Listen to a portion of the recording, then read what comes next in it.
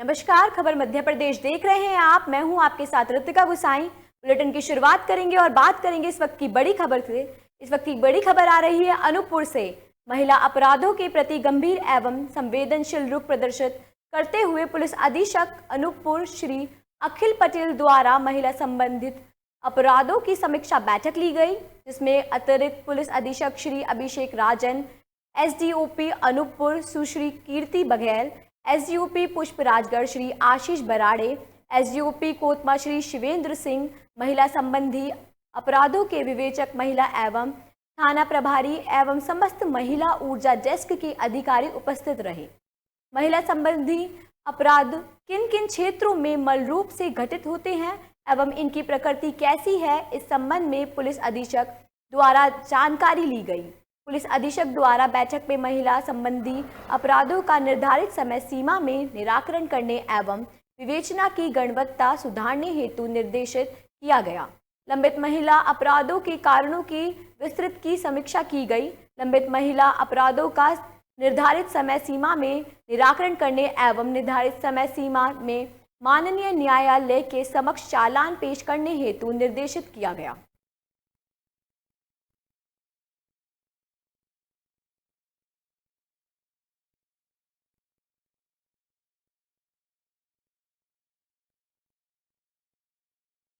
अगली खबर अनूपपुर से है। खबर पिपरई से है, जहां एक बच्ची महिलाओं के साथ नदी में नहाने के लिए गई थी। जब बच्ची नदी में नहा रही थी तो उसी वक्त उसका पैर फिसलने से अचानक नदी में बह गई। वही घटना की सूचना के बाद मौके पर स्थानीय पुलिस और प्रशासन पहुंचा, साथ ही एसडीआरएफ की टीम भी मौके पर पहुंची और बच्ची के बचाव कार्य में एसडीआरएफ की टीम का रेस्क्यू अभी तक जारी है।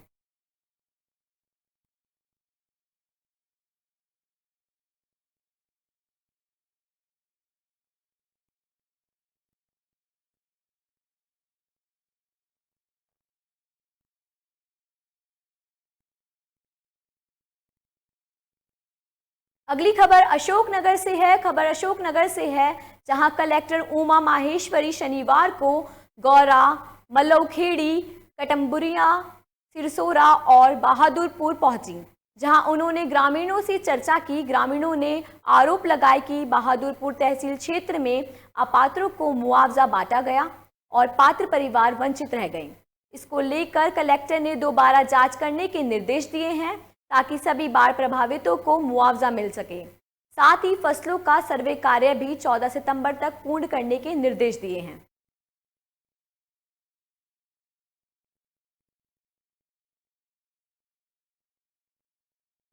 अगली खबर भोपाल से है। प्रदेश के स्वास्थ्य मंत्री डॉक्टर प्रभुराम चौधरी ने कहा कि प्रदेश में 7 जिले डेंगू के प्रकोप से प्रभावित हुए हैं।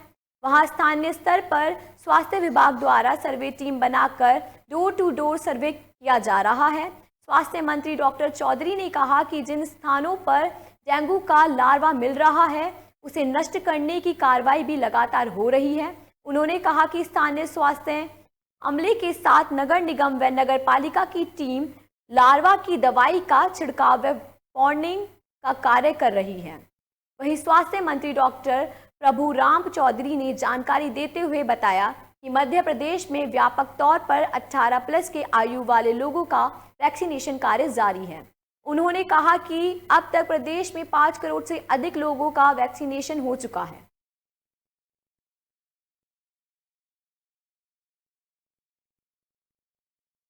डेंगू के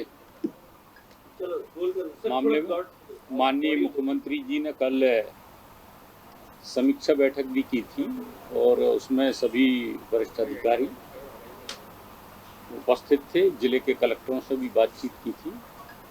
जो मध्य प्रदेश में जिन जिलों में डेंगू केस निकले हैं, उसमें 7 जिले प्रभावित हैं। उसमें मंदसौर। खबर डिंडौरी से है, जहां वैक्सीनेशन में ड्यूटी करने शराबी शिक्षक पहुंच गया, लेकिन खास बात यह है कि तहसीलदार को देखकर शराबी शिक्षक का नशा छूमंतर हो गया और तहसीलदार के सामने माफी मांगते हुए गिड़गिड़ाने लगा। तहसीलदार ने नशे में धुत शिक्षक का शहपुरा अस्पताल में मुलाहजा करवाया और लापरवाह शिक्षक के खिलाफ कार्रवाई के प्रस्ताव बनाकर उच्च अधिकारियों को भेज दिया गया। लोगों का कहना है कि कोरोना काल में लगाई जा रही वैक्सीनेशन के दौरान ऐसी घोर लापरवाही करने वाले सरकारी अधिकारी के खिलाफ कड़ी कार्रवाई होनी चाहिए। मामला यह था कि कटंगी ग्राम में हमारे यहाँ पे महा वैक्सीनेशन का जो कार्यक्रम चल रहा है, महाअभियान चल रहा है, उसके तहत में कटंगी ग्राम में हम लोग गए थे और निरीक्षण के लिए कि वहाँ पे वैक्सीनेशन कैसा काम चल रहा है। तो वहाँ पर देखने में आया कि जो शिक्षकों की ड्यूटी लगाई गई थी उसमें से एक शिक्षक हैं अमृतलाल धुर्वे जी, जिनके पिताजी श्यामलाल धुर्वे, तो वो शराब के नशे में पाए गए थे। तो उनको पकड़ करके हम लोग यहाँ पे मेडिकल के लिए लेकर गए CHC में, अदर इनकी जांच कराई गई है और जिसमें इनका शराब पिया होना पाया गया है। तो इसके संबंध में इनको यहाँ पे प्रतिवेदन तैयार करके वरिष्ठ अधिकारी को इसके लिए भेजा जाएगा। अगली खबर इंदौर से है। खबर इंदौर से है कि राजेंद्र नगर इलाके में रहवासी के लिए अचानक इतनी पुलिस देखकर कौतूहल का विषय बन गया। दरअसल मोहल्ले में इक्का दुक्का भ्रमण करने वाले पुलिसकर्मियों के अलावा यहां अचानक दलबल नजर आया। इतना ही नहीं, मोटरसाइकिल पर खुद पुलिस अधीक्षक भी यहां दिखे। आते जाते लोगों को टोका टाकी और लोगों की तलाशी भी की जा रही थी। इलाके की अधिकतम कॉलोनी में पहुंचकर पुलिस अधिकारियों ने किया भ्रमण।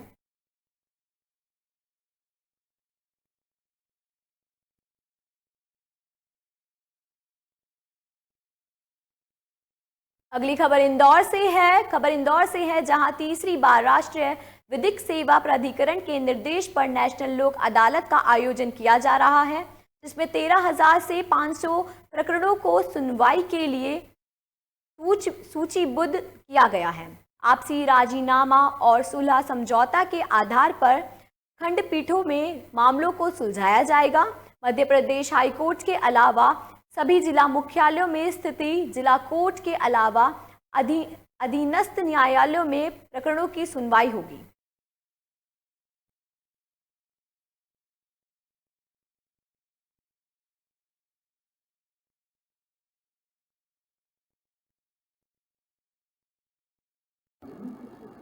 आज यह साल की तीसरी राष्ट्रीय लोक अदालत आज आयोजित की जा रही है। इसमें कुल मिला के न्यायालयों में लंबित लगभग 13,500 केस लोक अदालत में निराकरण के लिए रखे गए हैं, जिनमें से बड़ी संख्या में केसों के निराकरण होने की संभावना है। इसके अतिरिक्त 23,500 के लगभग केस प्री लिटिगेशन केसेज के रखे गए हैं, उनके भी निराकरण होने की संभावना है। और कुल मिलाकर 66 खंडपीठ गठित की गई हैं जो इन सभी केसों को देखेंगे। अगली खबर इंदौर से है जहां स्मार्ट सिटी बनाने के तहत इंदौर के MG रोड 100 साल पुरानी दुकानों को लेकर और कृष्णापुरा व्यापारी संगठन ने सड़कों पर आकर निगम की तानाशाही के खिलाफ प्रदर्शन किया।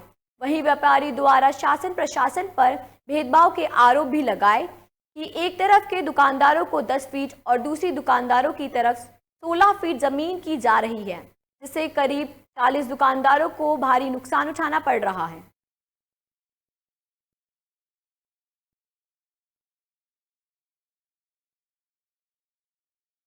इस मार्केट के अंदर राजबाड़ा कृष्णपुरा करीब 100 साल पुराना मार्केट है और इसमें जिस गणेश के पल्ली जो पट्टी है ये अभी नवनिर्माण हो चुका है। इस पट्टी में अधिकतम दुकानों का, और जो सामने लाइब्रेरी वाली पट्टी है उसके अंदर दुकानें मकान सब पुराने बने हुए हैं। नगर निगम से 2015, 16, 17 के अंदर यहाँ इस पट्टी में जो मकान बने हैं उसको 13 फीट सेटबैक देके और उसका निर्माण के नक्शे 5 लाख और 7 लाख रुपए फीस देके व्यापारियों ने अपने नक्शे पास करवा के दुकानों का निर्माण करवाया। अगली खबर जबलपुर से है जहां बीती रात क्षेत्रीय बदमाशों ने जूनियर डॉक्टर्स पर किया था चाकू से हमला। अपनी सुरक्षा संबंधी मांगों को लेकर प्रदर्शन कर रहा जूड़ा एसोसिएशन, इनका कहना है कि मेडिकल हॉस्टल परिसर ने बाउंड्री वॉल कार्रवाई जाए ताकि लगातार उस जगह पर असामाजिक तत्वों का आना जाना बंद हो सके और परमानेंट 100 डायल की व्यवस्था हो।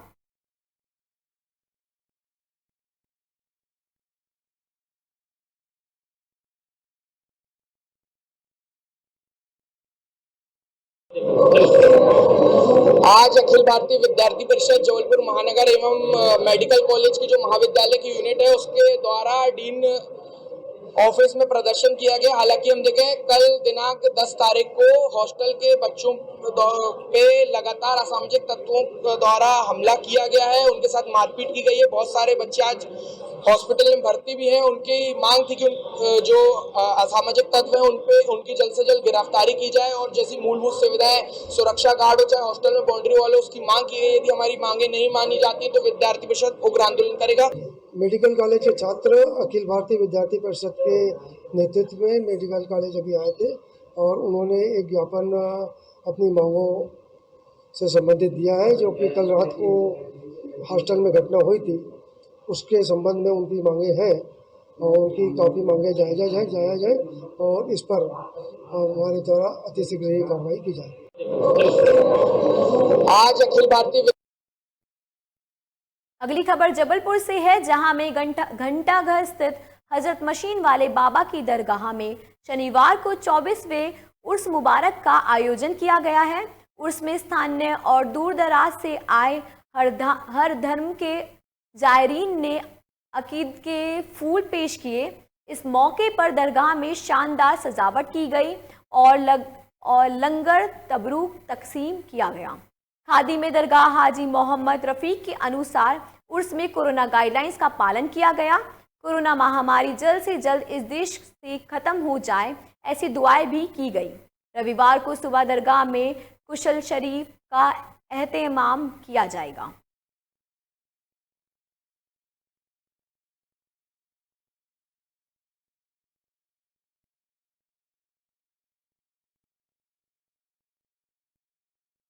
अगली खबर मंदसौर से है, जहां जिले में कोरोना के बाद अब डेंगू का कहर जारी है। लगभग 826 डेंगू के मरीज अभी तक सामने आ चुके हैं। मध्य प्रदेश में अभी तक 2200 डेंगू के सक्रिय केस पाए गए हैं, जिनमें लगभग 40% केस अकेले मंदसौर जिले में पाए गए हैं।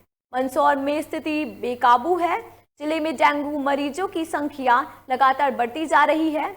हालात ये है कि जिला चिकित्सालय में बेड फुल हो चुके हैं और कुछ ऐसे मरीजों जो गंभीर हैं उन्हें चढ़ाने के लिए प्लेटलेट्स कम पड़ने लगे हैं। मरीज के परिजन अपने स्तर पर आसपास के जिलों में प्लेटलेट्स की व्यवस्था कर रहे हैं। डेंगू के बढ़ते हुए केस को देखकर मध्य प्रदेश शासन ने भोपाल से 3 सदस्यीय एक एक्सपर्ट टीम भेजी, जिसने मंदसौर में बने हॉटस्पॉट का सर्वे किया। सर्वे करने के बाद टीम ने पाया कि अभी तक डेंगू को रोकने के लिए प्रशासन ने जो प्रयास किए गए वे नाकाफी हैं।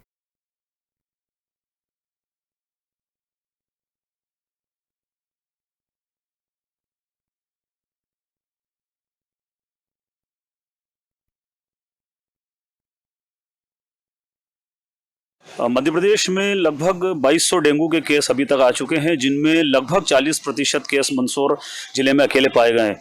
और उनमें भी अगर कहें तो मंदसौर एक ऐसी जगह है जहां डेंगू के सर्वाधिक केस सामने आए हैं। लगभग 244 से ज़्यादा एक्टिव मरीज मंदसौर में इस समय हैं।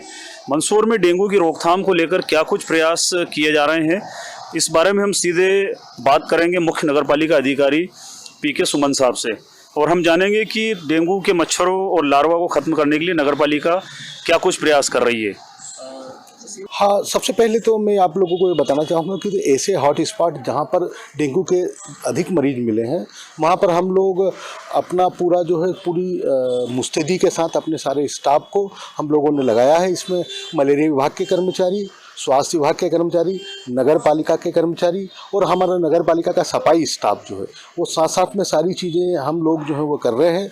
और हम लोग जो है पूरी सघनता के साथ ये कार्रवाई कर रहे हैं, जिसके कारण मैं आपको बताना चाहूँगा कि कल जो है वो कुछ केसेस में कमी आई है। और निश्चित रूप से हम लोग जो हैं वो वहाँ पर फॉगिंग, दवाइयों का छिड़काव और लार्वा का ट्रेसिंग का काम जो है वो कर रहे हैं। इसके लिए स्पेशली 60 टीमें बनाई गई हैं और वो 7 टीमें जो हैं वो सुबह 8:30 से लेके रात तक जो है वो काम कर रहे हैं। क्योंकि मदारपुरा क्षेत्र थोड़ा सा बैकवर्ड एरिया है, तो लोगों में जो है वो जागरूकता की थोड़ी सी कमी पाई गई है। तो हमने जो है वो ये प्रयास किया कि लोगों को सजग और जागरूक किया जाए ताकि इसमें कमी लाई जा सके। मध्य प्रदेश में लगभग अगली खबर रतलाम से है। भारतीय राष्ट्रीय सहकारी संघ नई दिल्ली की सहकारी शिक्षा परियोजना रतलाम मध्य प्रदेश द्वारा ग्राम पीपल खुंटा में 7 दिवसीय निःशुल्क सिलाई परीक्षण कार्यक्रम का आयोजन किया गया। कार्यक्रम के दौरान परियोजना के सहकारी शिक्षा अनुदेशक गिरिराज सिंह राठौर द्वारा आत्मनिर्भर भारत के तहत कौशल विकास कार्यक्रम के बारे में विस्तृत जानकारी प्रतिभागियों को दी गई। परीक्षण का मुख्य उद्देश्य महिलाओं को कौशल विकास के माध्यम से आत्मनिर्भर बनाना एवं महिला सशक्तिकरण को मजबूत बनाना। सिलाई परीक्षण के दौरान परीक्षण सामग्री प्रतिभागियों को परियोजना का माध्यम से उपलब्ध कराई गई। सिलाई कटाई परीक्षण कार्यक्रम के दौरान 25 प्रतिभागियों ने भाग लिया। कार्यक्रम की अध्यक्षता भारतीय जनता पार्टी मंडल अध्यक्ष मोहन मुकाती एवं समाजसेवी ज्योति शर्मा, स्थानीय आशा कार्यकर्ता, आंगनबाड़ी कार्यकर्ता आदि कार्यक्रम उपस्थित रहे।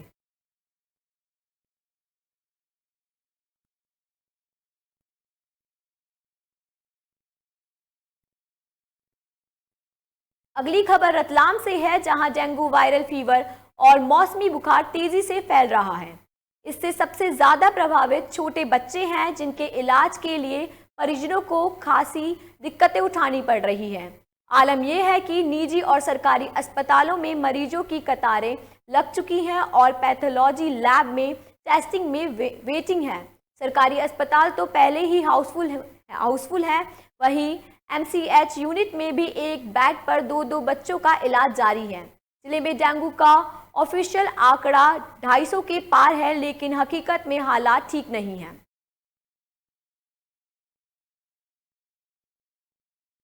कोरोना पीक पे था और उस समय एक आशंका आ रही थी कि थर्ड वेव आएगा और बच्चों को प्रभावित करेगा। ये अच्छी बात है कि अभी तक इस तरह थर्ड वेव की बात नहीं है, लेकिन बच्चे बीमार जरूर हो रहे हैं डेंगू या दूसरी बीमारियों से। अब उस समय प्लान किया था कि एक सर्व सुविधायुक्त बाल चिकित्सालय हो जाए। पहले से अस्पताल था, लेकिन सुविधाओं की थोड़ी कमी थी। अब हमारे पास 65 बेड ऑक्सीजन युक्त, पहले 10 थे, अब 65 बेड हो गए।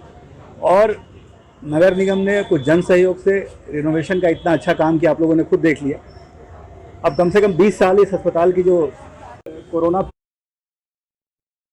अगली खबर शाजापुर से है, जहां शुजालपुर से कुछ ही दूरी पर बसा ताजपुरा उकाला गांव में भगवान देव कालेश्वर का अति प्राचीन मंदिर है। यहां हर साल की तरह इस साल भी देव छठ पर बाबा देव कालेश्वर की पूजा अर्चना कर आरती की जाती है। आसपास के ग्रामीण यहां पर दर्शन करने आते हैं। शुजालपुर प्राचीन ताजपुरा उकाला गांव में स्थित देव कालेश्वर धाम हजारों भक्तों की आस्था का केंद्र बना हुआ है। कालेश्वर मंदिर पर सभी भक्त पूजा अर्चना के लिए आते हैं। देव छठ के दिन तो सुबह से शाम तक भक्तों का तांता लगा रहता है। भक्तगण दर्शन कर भगवान से मन्नत मांगते हैं। मान्यता है कि श्रद्धा भाव से मांगी गई हर मन्नत देव कालेश्वर पूरी भी करते हैं।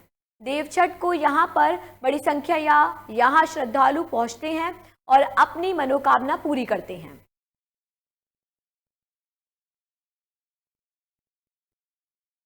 अगली खबर टीकमगढ़ से है, जहां दिव्यांगों के लिए नया दिव्यांग पुनर्वास केंद्र बनवाया गया था, लेकिन पिछले वर्ष कोरोना के चलते उसे कोविड सेंटर बना दिया गया था।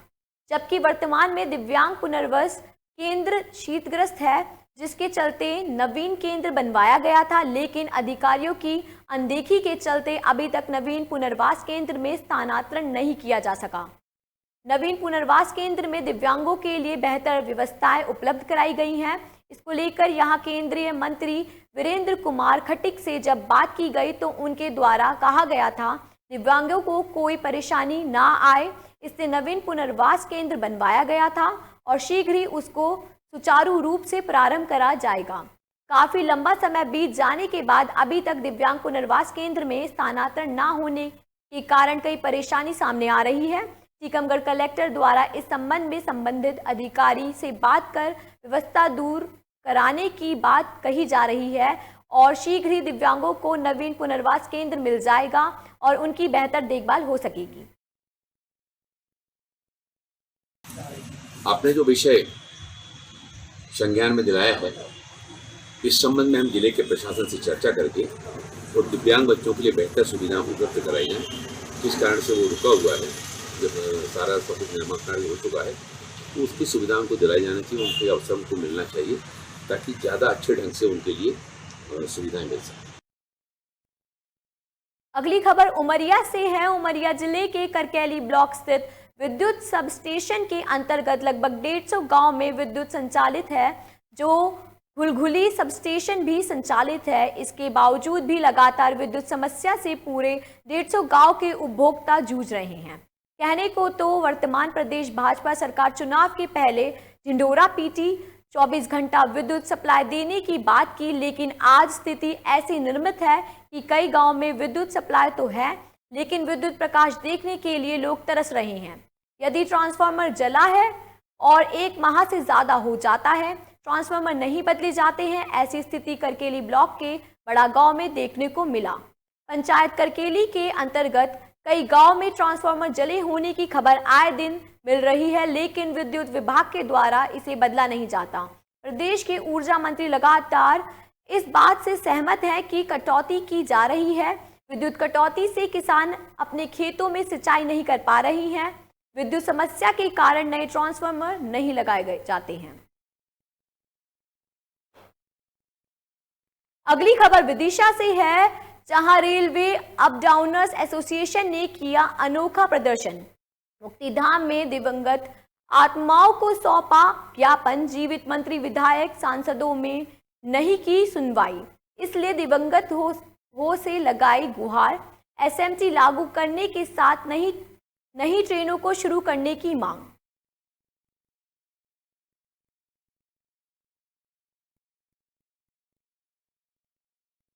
अप डाउनर एसोसिएशन निरंतर ही एमएसटी पुनः प्रारंभ कराने के लिए प्रयास कर रहा था, जिसमें स्टेशन प्रबंधक से लेकर DRM office, GM office Jabalpur, Delhi भी हम लोग गए, सभी जगह निवेदन किए, ज्ञापन दिए, लेकिन अभी तक कोई सुनवाई नहीं हुई। एमएसटी चालू की तो केवल मेमो में चालू की। उसके लिए हम वापस उनसे प्रयास कर रहे थे कि पूर्व की तरह एमएसटी हमें मिल जाए, जिससे हमारे शहर के हजारों लोग जो बेरोजगार हो गए हैं उनका रोजगार। अगली खबर विदिशा से है, जहां हलाली डैम हादसे में होमगार्ड के जवानों ने 3 से 4 घंटे के लंबे चले रेस्क्यू के बाद पानी में डूबे तीसरे युवक के शव को निकाला। आपको बता दें, पानी में डूबे शवों को ऊपर ले जाने के 100 फीट ऊपर पहाड़ पर ले जाने के लिए होमगार्ड दल को कड़ीर मशक्कत करनी पड़ी। नहाने के दौरान 3 युवक नीचे बने 5 पानी के गहरे गड्ढे में नहाने के दौरान डूबे थे। 2 युवकों के शव को पहले ही रेस्क्यू दल ने ढूंढ निकाला था।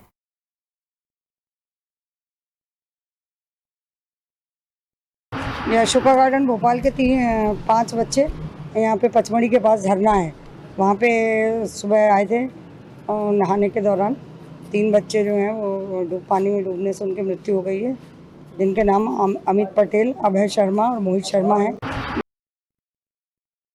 अगली खबर विदिशा से है। देश को आज़ाद हुए 75 साल का जश्न मनाया गया, मगर एक गांव ऐसा भी है जहां ग्रामवासी मूलभूत सुविधाओं के लिए संघर्ष करते देखे जा सकते हैं। जी हां, इस गांव में बिजली, सड़क और पानी की समस्या से ग्रामवासी जूझ रहे हैं। गांव में बिजली के खंभे और तार तो डाले हुए हैं, लेकिन ग्रामवासियों को बिजली की सुविधा मुहैया नहीं कराई जा रही है। गांव में कई दिनों से लाइट नहीं, सड़कें भी आधी अधूरी बनी हुई हैं और नल जल योजना के पाइपलाइन तो हैं, लेकिन बंद होने के कारण यहाँ के रहवासियों को जल सुविधा उपलब्ध नहीं हो रही है। यहाँ के कुछ रहवासियों का कुटार में नाम नहीं जुड़ा है, जिससे उनके आशियाना का सपना भी अभी अधूरा किया है। हम कह सकते हैं कि यहाँ के ग्रामवासी मूलभूत सुविधाओं के अभाव में अपना जीवन व्यतीत करने के लिए मजबूर हैं। समस्या साहब यह है कि बिजली नहीं है साहब। पहले हम गांव में से जो डोई डाले थे, बनहारिया वालों ने बोल दी हमसे कि भाई आप पंचायत से करो, सारा में जा रहे हैं तो क्या है भाई तुम्हारी टपरा अलग है। अगली खबर विदिशा से है। विदिशा में रेल अप डाउनर्स एसोसिएशन के सदस्यों ने अपनी मांगों को लेकर कुछ अनोखा प्रदर्शन किया। उन्होंने सुबह मुक्तिधाम पहुंचकर कोरोना काल में व्रत हुए लोगों को और अप डाउनर्स को श्रद्धा सम्मान अर्पित किए। साथ ही साथ उन्हें अपनी मांगों के संबंध में एक ज्ञापन सौंपा। अपडाउनर सदस्यों का कहना है कि जीवित मंत्री, विधायक, सांसद और अधिकारियों ने हमारी मांगों पर गौर नहीं किया। ऐसे में दिवंगत आत्माओं से हमने उम्मीद लगाई है ताकि वह इन लोगों को सद्बुद्धि दे और अपडाउनर्स को होने वाली परेशानियों से निजात दिलाए। एसोसिएशन के अध्यक्ष कमलेश सैन ने बताया कि पिछले 16 महीने से जब से हालात सुधरने की स्थिति बन रही है, तभी से एमएसटी की मांग की जा रही है। साथ ही सामान्य टिकटों के लिए भी कई बार मांग कर चुके हैं, लेकिन अब तक गौर नहीं किया गया है। एसोसिएशन के उपाध्यक्ष राजू अवस्थी ने बताया कि कई लोगों ने हमारा समर्थन और सहयोग किया, उसके लिए साधुवाद, लेकिन जिन लोगों को महत्वपूर्ण बिंदुओं पर निर्णय लेना है, जो सुनवाई नहीं कर रहे हैं, कई लोग जो अपडाउनर्स करते थे, लॉकडाउन की वजह से रोजगार छीनने के बाद ठेला लगाने और मजदूरी करने को मजबूर हैं। मुक्तिधाम में जो कोरोना काल में हमारे शहर के लोग काल कवलित हुए हैं, उनको श्रद्धांजलि दी है सबसे पहले। फिर उन दिव्यात्माओं से प्रार्थना की है कि जो कोरोना के चलते जो ट्रेनों का संचालन बंद हुआ और एमएसटी का संचालन बंद हुआ, सामान्य टिकट बंद हुए, वो पुनः प्रारंभ हो, उन्हीं से हमने प्रार्थना की। मुक्तिधाम। आज के लिए इस बुलेटिन में मेरे साथ इतना ही। तब तक के लिए देखते रहिए लोकमंच न्यूज। नमस्कार।